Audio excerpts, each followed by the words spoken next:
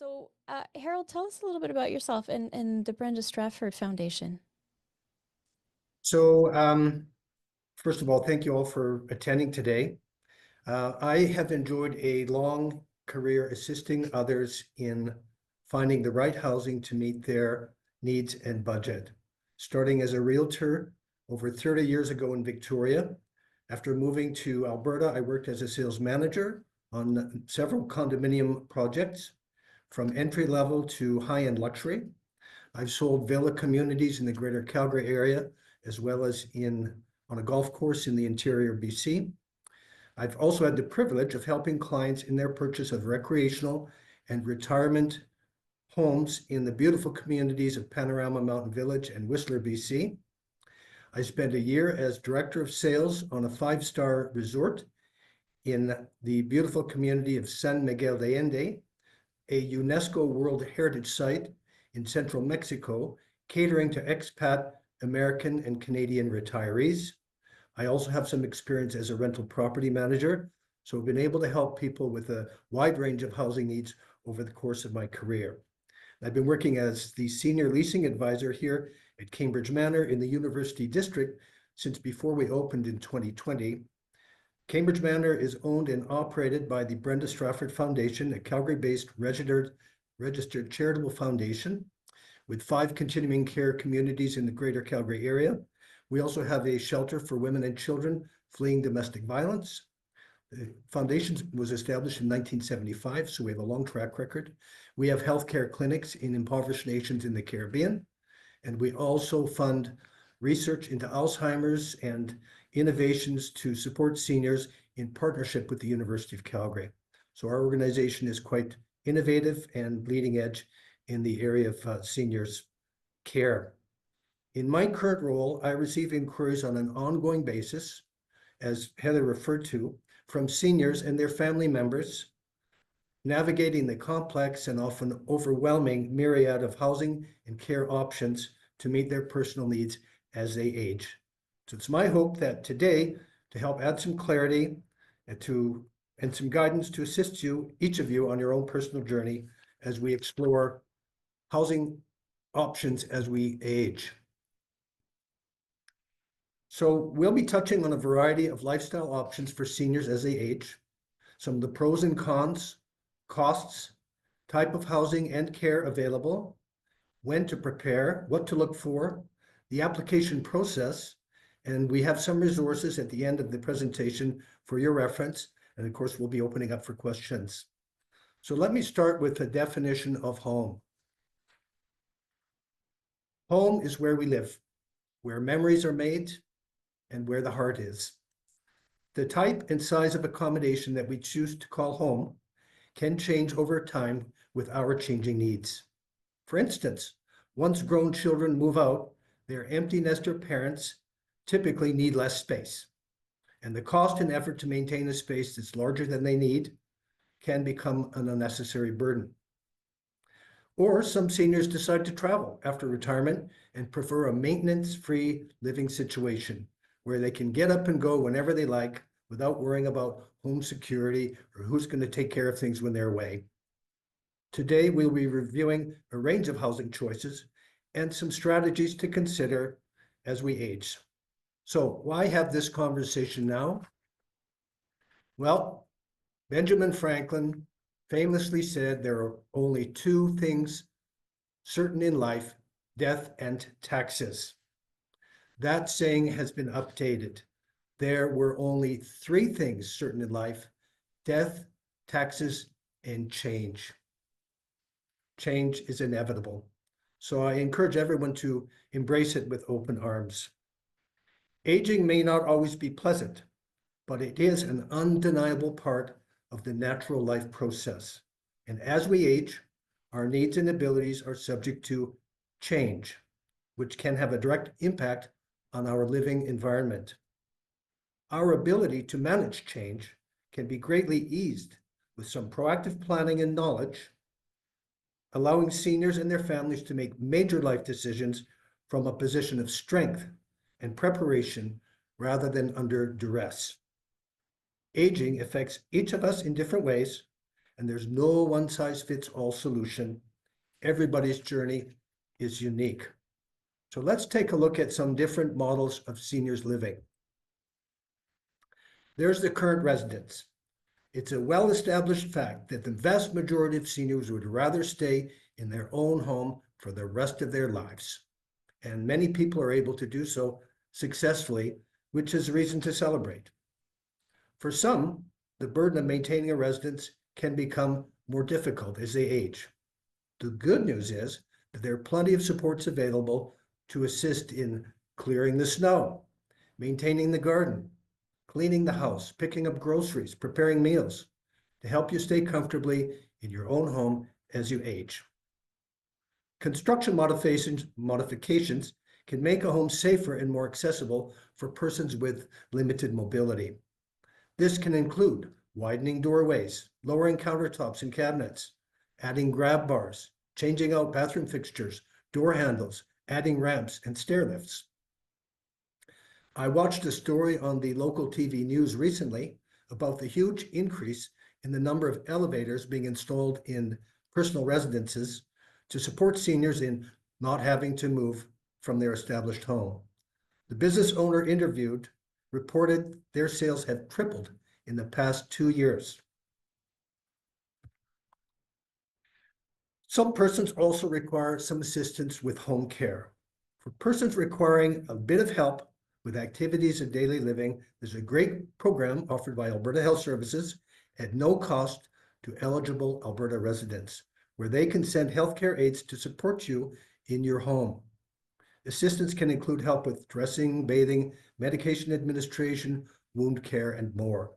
The idea is to try to help you stay in your own home as long as you can safely manage it.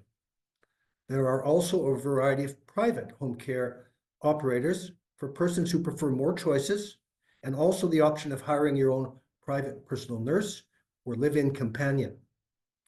Just a word of caution, seniors, unfortunately, are all too often targets for persons with ulterior motives.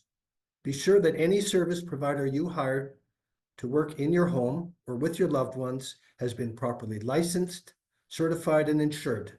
And check for personal references and a current, valid police security check specifically related to working with vulnerable persons. Thankfully, there are plenty of reputable agencies around. These services can greatly help seniors to extend the amount of time they're able to safely remain in their established residence. For many, there comes a time when, even with home care support, living by themselves in their established residence is no longer a good fit for their needs. Some options to consider include shared accommodations. So some seniors opt to move in with family or have families members move in with them. In fact, in many cultures, extended family of multiple generations living together under the same roof is the norm. This is a personal choice, and of course depends on the size and design of the actual living space, as well as the compatibility of the family members. This arrangement may not work for everybody, especially if the family members being relied upon for support have busy lives of their own or lack in qualifications to provide any required health care. This scenario of shared accommodations might work on an interim basis. Next option, mild climate escapes. Many seniors are drawn to spend their retirement years in a mild climate to escape the miserable cold winter weather and trade it in for a sandy beach or sunny golf course. There's a growing trend of Canadians moving to Central and South American countries offering pleasant weather and an affordable cost of living. Just keep in mind that living in an exotic destination for a prolonged period is not the same as visiting there on a short-term vacation. There may be language and cultural differences to overcome, as well as concerns regarding crime and personal safety. I've dealt with several seniors who moved to places like the Okanagan and Vancouver Island, only to find that the grass may be greener, but it's still not home. So in my experience, many seniors who move to attractive destinations in their retirement years end up wanting to return to the place where they had a career, and established to life, to be closer to family and friends as they age, and to access publicly funded health care. So like all big decisions, there are pros and cons to consider, both in the short and the long term. Which brings us to the lock and leave lifestyle. For many, moving to a lock and leave building is the first step away from life in a bigger family home, freeing us from the burden of maintaining a living space that's larger than we need and allowing us the freedom to come and go with ease. These include condominium-style buildings, villas and townhomes available both for purchase and on a rental basis. Many are specifically designed for independent adults 55 and up who still want to do their own cooking with a full kitchen and in-suite laundry. These seniors are effectively still living independently, with opportunities for social interaction depending on the specific community and amenities offered. Newly built lock and leave condos and townhomes are available for purchase through various developers across the city, with resale listings on the MLS website.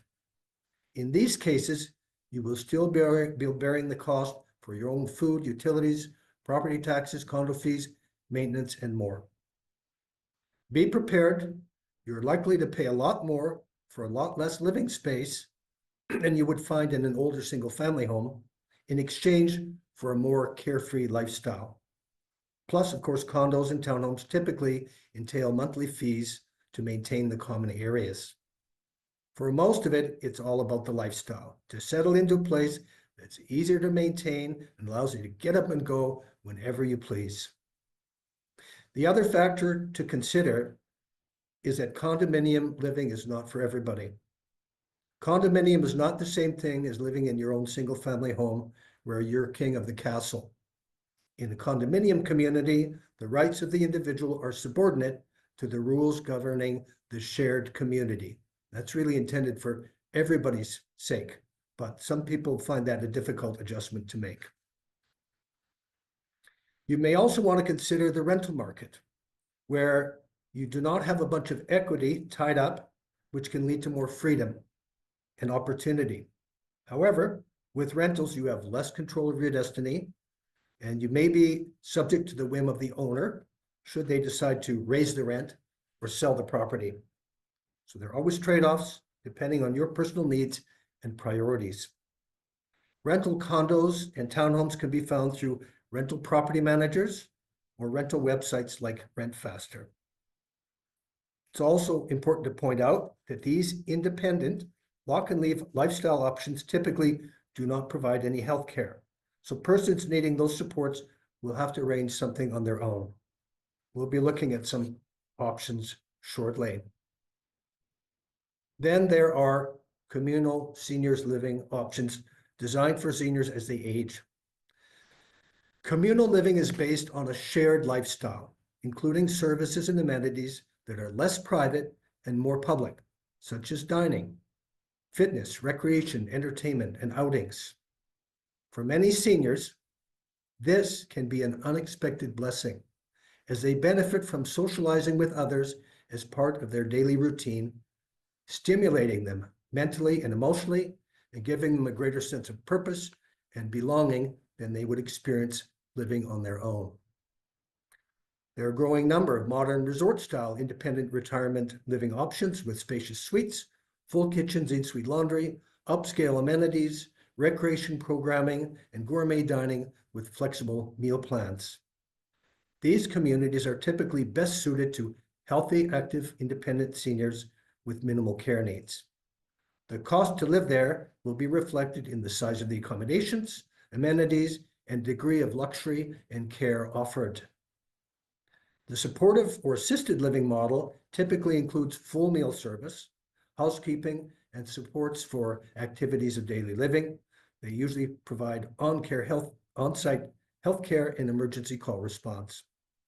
And then seniors care homes with an aging population, seniors care communities providing healthcare supports for persons with complex care needs are in high demand and may be subject to lengthy wait lists.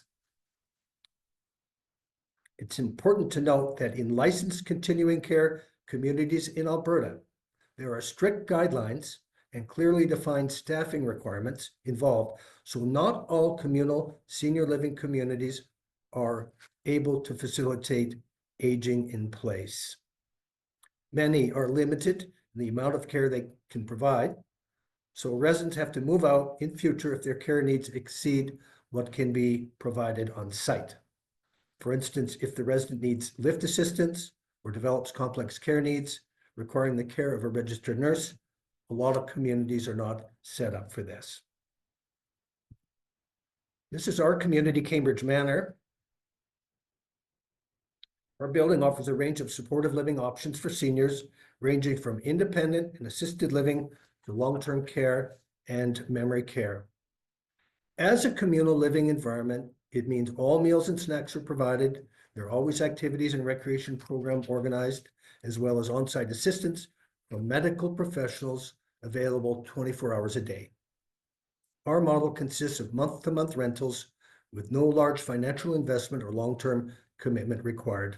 And as you can see, seniors living has come a long way from the dreaded old folks' homes of days gone by. So let's chat about some of the pros and cons of communal seniors living. First, on the pro side, while there's no more yard work and cleaning, no more snow to shovel, chef prepared meals, so you don't have to buy groceries, you don't have to do the prep, you don't have to do the cooking, you don't have to do the cleanup. You've got safe, accessible design, typically no stairs, wide doorways and handrails, stimulating social environment with group fitness activities and varied recreation and entertainment programming, on-site maintenance team, on-site professional health care, peace of mind of 24 hours emergency response, and opportunities to age in place. Some disadvantages include you have a smaller personal living space. There are changes in your familiar routines, the chores, the neighborhood, things and places that you're accustomed to. You have to do some decluttering and packing up, say goodbye to your kitchen, scheduled communal meal time, so you don't just eat whenever you like, although typically there are snacks always available. And another side of it, people find a difficult adjustment. You may be surrounded by a bunch of old people. So, right sizing, one of the most daunting issues that seniors face when contemplating moving from their established home is the prospect of downsizing, or as I prefer to call it, right sizing. After decades of accumulating all sorts of possessions, the thoughts of having to sort through all these boxes and memories can be overwhelming. Right sizing typically involves moving into less square footage, but in a model that may be better suited to your changing needs. However, there's no getting around the fact it's a big adjustment. Whereas a larger home consists entirely of private space, a communal setting typically involves a smaller personal living space for sleeping, lounging, and bathing, combined with significant communal gathering spaces, such as lounges, activities areas, fitness centers, dining rooms, an auditorium, family dining room, courtyards, terraces, and more. I went through the right sizing process with my own mother several years ago, and she ended up buying some new items to replace the old worn out sofa and bed with something new and modern, which she found quite liberating and refreshing, offering her a fresh new beginning. So letting go of the past can also mean embracing something new. My suggestion is to start with one box a week. You'll be surprised how good it can feel to revisit fond memories and say goodbye to clutter that no longer serves you. Fortunately, there are companies that specialize in this service, helping to declutter and find new homes for the things you no longer use and cannot take with you to your new home. I've included a couple of options at the end of this presentation. Just don't let the prospect of sorting through your many items stop you from moving forward with your life. So this brings us to the area of costs. Costs for seniors housing can vary widely, depending on the type of housing and ownership or rental structure you're considering, as well as any personal care required. The cost to purchase a lock and leave property can range from the low hundred thousands for a condo to over $1 million for a luxury villa or townhome. Supportive living offers a range of options from life lease programs involving a large initial investment with reduced monthly fees and a guaranteed buyback to conventional 1-year or longer term lease agreements and month-to-month rentals, such as we offer at Cambridge Manor. While costs may seem high at first, there are always trade-offs. So I encourage you to do a detailed comparison using all the costs of your current home, many of which we tend to forget about, but they inevitably add up. Consider all that is included. For reference, our rents at Cambridge Manor range from about $3,500 to $9,800 per month, depending on the suite size and level of care required. This includes all meals and snacks, weekly housekeeping, recreation and activities, entertainment, Wi-Fi and other utilities, healthcare, emergency call response. That means there are no more property taxes, condo fees, utility bills, maintenance and repair expenses, landscaping, snow removal, groceries, cleaning costs, the list goes on. So just want to do your own comparison based on your actual cost of living. We do provide a cost of living comparison to help people with that process. There's also the option of subsidized seniors housing. Some senior housing providers receive funding to help offset rents for low-income seniors. You can find listings through the Unison Seniors Housing Directory. So let's talk about levels of care. There are several different models of seniors care, and the terminology can vary with different words used to describe the same or similar types of cares. I'm going to use the terminology. I'm not a healthcare professional, but I'm going to use the terminology that's familiar to me. Independent living is for persons who are functionally independent, mobile, with good cognitive function, and minimal or no care needs. It's suitable for persons who like the convenience of having meals and housekeeping provided, plus opportunities to socialize. Assisted living or supportive living provides the convenience of meals, housekeeping, and opportunities to socialize, plus home care level of support for scheduled activities of daily living, such as dressing, bathing, medication administration, and wound care. And it also has the peace of mind and 24/7 emergency response. Some communities contract home care services at additional cost, while others, like Cambridge Manor, receive funding for these services from Alberta Health Services, subject to their assessment and approval. Next level of care is enhanced or long-term care, now described as Type A under the new terminology from Alberta Health Services. This is for persons with more complex, unscheduled care needs, which may include loss of mobility, two-person lift assist, modified feeding, and more. This level of care can also include regular ongoing wellness checks and even palliative care. And memory care, dementia and Alzheimer's can take many forms, requiring specialized nursing skills. These conditions also tend to be progressive, with symptoms increasing over time. So it is advisable to be proactive in planning for future care needs for persons experiencing memory loss and cognitive impairment. Persons with more advanced symptoms may need to reside in a secure environment for their own safety. At Cambridge Manor, our secure memory care is all funded by Alberta Health Services. So that brings us to the question of funded versus private pay. For persons requiring health care, there are numerous continuing care facilities where supportive living, long-term care, and/or memory care costs are funded by Alberta Health Services for eligible Alberta residents. Rates are calculated on a daily basis and currently capped at around $2,500 per month, which they term the accommodation cost. So the idea here is that the resident or their family are paying for their food and shelter, while Alberta Health Services is covering their health care. Alberta Health Services conducts their own assessment to determine the appropriate level of care.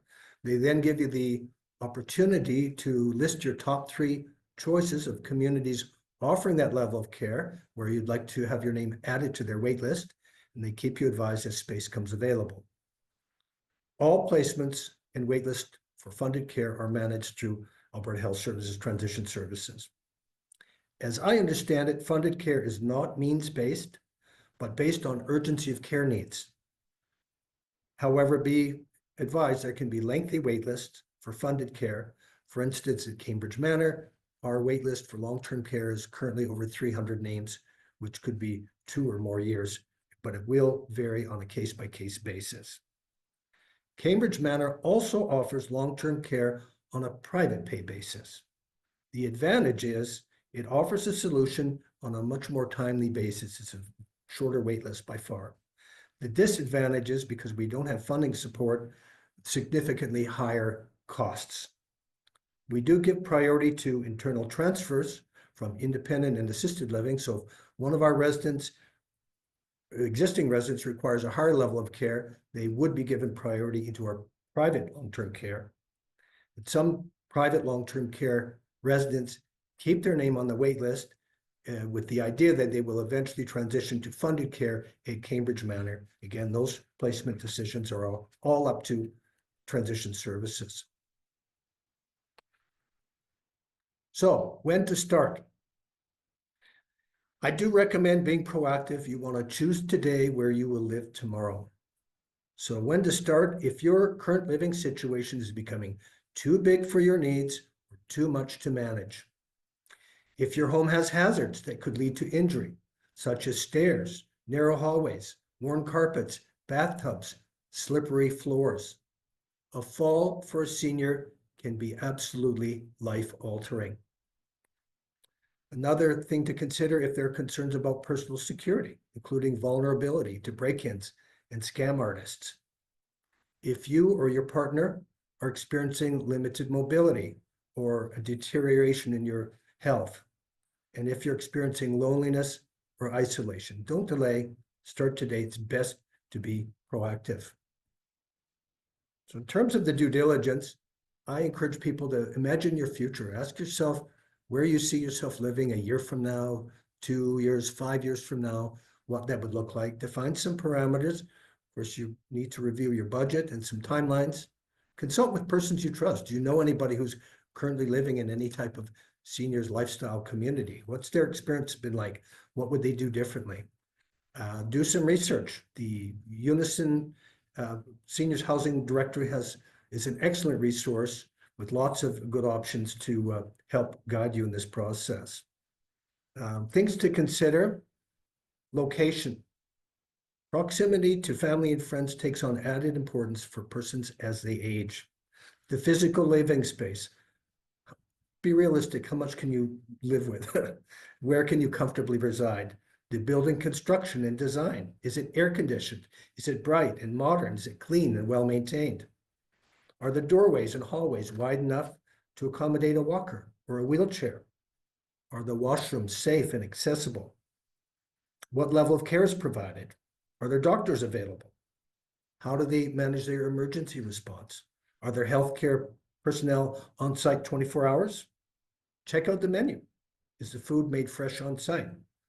Is it appealing? Is it nutritious? Can they accommodate food allergies and dietary restrictions? What do they offer for recreation? What additional costs are involved? Are they able to provide increasing care for residents as they age, or would they be required to move out? Our application process at Cambridge Manor is pretty straightforward. First of all, about 2/3 of our suites are contracted by Alberta Health Services for funded care, so they manage their intake and wait lists. On the private pay care side, we manage our own intake, and it's very important to do our due diligence to ensure that what we offer is the right fit for each person's personal needs. You can't just show up with a suitcase. So we need to qualify for needs and budget. Not everybody is going to be a suitable candidate for living at Cambridge Manor. It's better to know that upfront. We take a refundable deposit, which entitles the applicant to a medical assessment to determine a care plan to meet their personal needs. That also confirms what costs would be involved. If that's acceptable, then we keep their name on our wait list, active wait list, and advise them when space becomes available. And then we assist in coordinating move-in. If it's not the right fit for them, we respect that fully. The deposit is refunded in full. Otherwise, if they do move in, the deposit is applied to the first month's rent. We go on a month-to-month rental basis. And again, we do give priority to internal transfers. So not just from assisted living to long-term care, but even within the assisted living floor. If a person wants a certain floor plan or certain view and it isn't available, what we encourage them to do is move into what is available, and then they would be given priority for an internal transfer when that is possible. But make no mistake, the assessment process is very important. Some retirement communities tend to gloss over this step, but you want to make sure that you are set up for success. So in conclusion, supportive seniors living is not going to be for everybody. But for those where it is a good fit for their changing needs, let me share with you the most common regrets expressed by seniors after moving into a seniors community. Number one, wishing they had done it sooner, once they realize how much they've been missing out. Number two, choosing a place based on superficial amenities and ending up having to move all over again as their care needs change.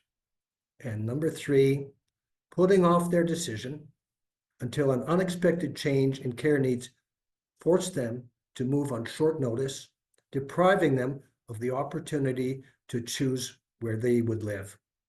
And I hope that won't be the case for any of you. So these are the resources that I touched on during the presentation. The first one is the MLS website, which is where you can find listings of properties for sale, all types of properties. You can define your own parameters, a price range, size, areas, and so on. Then the real estate rental websites, same thing. You can hone in your own priorities and wish list. The seniors housing directory, which we've mentioned several times, from Unison, Alberta, which I still think of as the Kirby Center, but it's an excellent resource, and they are, tremendous service they offer there. The last couple I have are the right sizing support. These companies assist seniors in going through the process of sorting through their things and helping them transition to a different living environment. And finally, for home care and funded care, Alberta Health Services Community Care Access, that's what they're there for, to help assess you and guide you and provide funded support and funded home care. So I hope that was helpful. I'm certainly happy to take any questions. We do have questions. And just really quickly, I did put the link to our website page where you can download the directory so that you can have the information handy if you're interested. We will be changing that. The 2025 will be coming out, so you can get the updated one from that link as well. We are going to put all of the information that was just on that slide into the email that we'll send out to everybody with Thanks, the Heather. link. Yeah, absolutely. So let's take a look at some questions. Gonna save that one. Okay, so before we even started, we did have a question from somebody. It says, when developers classify a building as for seniors, are there any requirements that must be met before the building qualifies to be called a seniors building, i.e. bathroom size, type of doors, kitchen design, etc.? That is a great question. I would say it depends on which community you live in. Each city and town has its own zoning regulations. I do know that the term seniors housing has been used pretty liberally.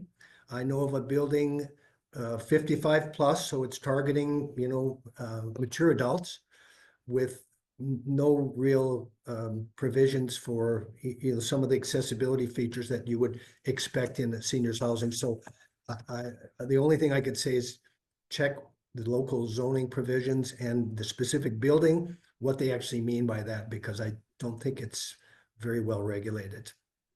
It is in continuing care, but seniors housing is that, but I do think there needs to be more done to be more diligent in what we define as seniors housing. The one building I'm thinking of, it's narrow doorways. You couldn't get through with a walker or wheelchair. They don't have roll-in showers. The things are placed in the wrong. There's no grab bars. It's like, the only thing that in that case, to my experience, that they can state qualifies them as seniors housing is they have an age restriction. People have to be 55 and up. Other than that, it's just like a regular apartment condo. Okay. So if any moves to strengthen those regulations, I would absolutely be in favor of. Okay. What else do we have here? So in a community living, in a seniors community living facility or a building, are you able to organize additional care supports to come in? So if you're, you know, basically able-bodied, just, kind of downsizing, but it's still a seniors organization that, provides the meals and that sort of thing. Is that a faux pas to bring in your additional healthcare Um, supports It's a or? great question. In our case, we are very much person-centered organization. So if I have cases, for instance, where a an applicant already has home care coming in, they've established a good relationship with this care provider. They feel like they're a family member and they want to continue that service. So we do permit that person to come as a companion or augment the care that we're providing here. So we want to make sure that, the residents' care needs are provided for and respected as much as possible. So the only stipulation that I'm aware of is that we would just need to confirm, unless it's a family member, if it's somebody they've hired, that they are properly insured for workers' compensation. So if something occurred for everybody's sake, for liability. Okay. Nope, that makes sense. Can you describe what a life lease is a little bit more? I wish I knew more about that. We don't offer it Okay. here at Cambridge Manor. I do Okay. know of another company. My understanding is that people can pay a significant amount of money, like hundreds of thousands of dollars. So they're basically investing in the building. In exchange, they get a reduction on their monthly fees. And then at the end, when they leave for whatever reason, either they or their estate receives a guaranteed buyback. So there is some growth in their equity and some savings on their monthly costs. I believe that that model is less common than it used to be. But other than that, that's the trade-off is if you've got the money to put up front, it might bring down your monthly costs and you get something back at the end of the line. Okay. Okay. Um, red flags. So if they're not coming specifically to, your organization or, one that's within the Brenda Stratford, um, is what you do your what did you call them? Mm, I guess like the Our assessment? pre-check. Well, the pre-check and the qualifications and Yeah, that sort of thing. Um, is that similar in most places? And is there any red flags that people should be looking at just to keep themselves safe? the red flag that I would look for is if they gloss over the wellness check. I think it's irresponsible to put a senior through the upheaval of moving into a community if it's not the right fit for them. I'd rather turn people away right from the outset, say, you know what, we're not the right choice for you. I'm sorry. Go to Unison. They've got a great directory to help you find other options. But I'd rather have that question answered up front rather than have somebody move in on the misguided impression that they're going to get care that can't be provided. And I've had several instances where people moved into another community with nice amenities, and then a couple of months later, I'm getting the call, oh, they've told us we have to move out. It's like, well, Oh, if that's because well, in my opinion, I wasn't directly involved, but secondhand, to me, that's where the assessment is critical. You need to know what you're dealing with and you need to be realistic about it. Our okay. assessment typically involves just a medical questionnaire from an applicant's family physician. So it's not an invasive process. We're not taking bodily fluids or, doing anything like that. We're just getting a report on their medical history, any medications they're on. There may be some follow-up questions, but just so everybody's making a fully informed decision. Hmm. Okay. The right sizing services. Uh, Somebody's asking what the range of prices is for these services. Do you know? Because these are I third don't know, but party I do know that vendors. they offer a free consultation.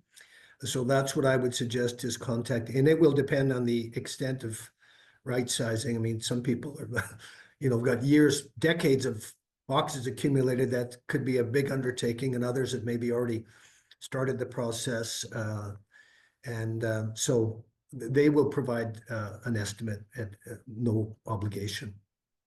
And we do have a couple of presentations in our YouTube library there on from a couple of different companies on right sizing or downsizing and best ways to do it, what to expect, so that sort of thing. So actually, I will make a note to make sure that I include that in your email. I'm starting it myself in my Are you? own. Yeah, my wife tells me I'm a hoarder. Well, that's maybe a bit of an exaggeration, but uh, it it has actually been quite refreshing to go through, particularly the old photos and memories of our, family over the years. And so there is an upside, but it takes a lot to face that first box, and you just got to dig in and get it done. Yes. You don't Yes, want I've somebody else making those decisions for you if you can avoid it. So, no, and you don't want to be rushed in mhm. when you're doing that as well. Talked to a number of people who are just it's a process, and it's better to give yourself a couple of years to do it if you can, Yeah, because I would trying to agree. do it all at once is hard. Does anybody else have any other questions? I think we've got the majority. Oh, hang on a sec. I do have more questions. Um, yes, it is possible to get a copy of the resource list. We will make that happen. Um, do the monthly rental rates stay consistent, or how often do the rates get adjusted? So, I guess specifically in Calgary, our rentals market is through the roof. Um, when you're looking at different seniors organizations, and you're looking at, like, if you are renting a room, how often do they change? It's a great question, and it does vary depending on the provider. So I've been here at Cambridge Manor. We've been open over 4 years. We've only raised the rent twice, and it's been below the rate of inflation. I Okay. know of other private for-profit operators where a rental increase, you can bank on it every year, 4, 5, 6%, whatever, they feel that they can charge at the time. And in fairness, everybody's costs continue to go up. So the fact that we've been able to keep ours below inflation is exceptional, but I think it's because with our organization being a charitable foundation, we don't have shareholders to answer to the way other providers might. So it's a good question as part of your due diligence. Ask them, when was the last rent increase? When's the next one? How much was it? So just to Hmm. budget accordingly. Okay. And this may have answered the next question. For assisted living paid privately, is there any rent control rules? No, That was easy. No. no. The only Okay. option there that I would suggest is the subsidized seniors housing, where it is based on a percentage of your income. So it could vary from year to year, depending on how much you're taking home. And I don't have experience in subsidized, but again, the Unison Housing Directory has a list of subsidized housing providers for low-income seniors. A lot of seniors are on limited pensions and means. That said, just like our funded long-term care, there is high demand, so typically fairly lengthy wait lists. So it's always good to be proactive in making those preparations uh, ahead of time. Hmm. In the directory as well, there are also contact information for government organizations as well. So even if you're not from this province, If you're looking for any information, you can download that as well. So I've got one last one, and it's an interesting question. So I'll read the question, but I think we might have to ask you kind of what you've done in the past. So if there was an outbreak, norovirus, flu, COVID in a residence, is staying in your own room, getting meals in your own room the gold standard? Is that even possible? Like, how did you guys handle the, the pandemic with? That's an excellent question, and it is, it is a important consideration for persons looking at any type of congregate care. And of course, we heard all the news stories about what was happening in long-term care facilities, especially back in Ontario, some really tragic outcomes. Our building opened about 4 months after the pandemic was declared. So Okay. we've been through it right from the start. We've had outbreaks where, there were people who were contagious that we're having to isolate. In the early days, people had to stay in their room for 2 weeks, whether they were infected or not. Some of those precautions have eased, but so currently, the virus is still around, where there's still vaccinations available. We do offer vaccinations on site to our residents, as well as for the flu.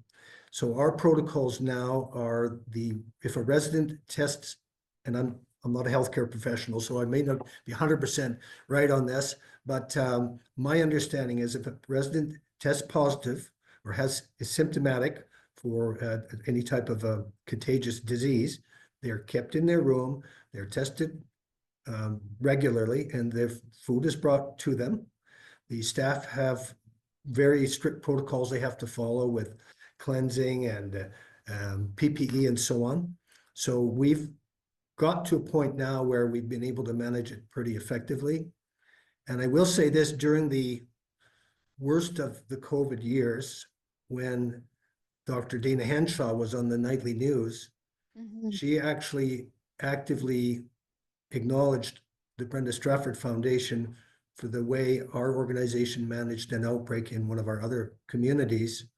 Uh, she commended us for the great work we've done about that, and we've been acknowledged for that. So it is something we want to find that balance to keep people safe and to still help them enjoy a reasonable quality of life. So I think the question was whether their meals would be delivered. Absolutely. And we try to provide some recreation as well, as best we Okay. can. So Okay. And you know what? That's where I come in. Because, if you're sick and you just need to feel connected, check out some of our presentations or, take a class. Like I said, doing things online isn't, the first desire of majority of people, but, it's the next best thing. So there are things available if you are stuck at home this winter or if you're getting sick. Um, so you can check out our classes and workshops and the free presentations.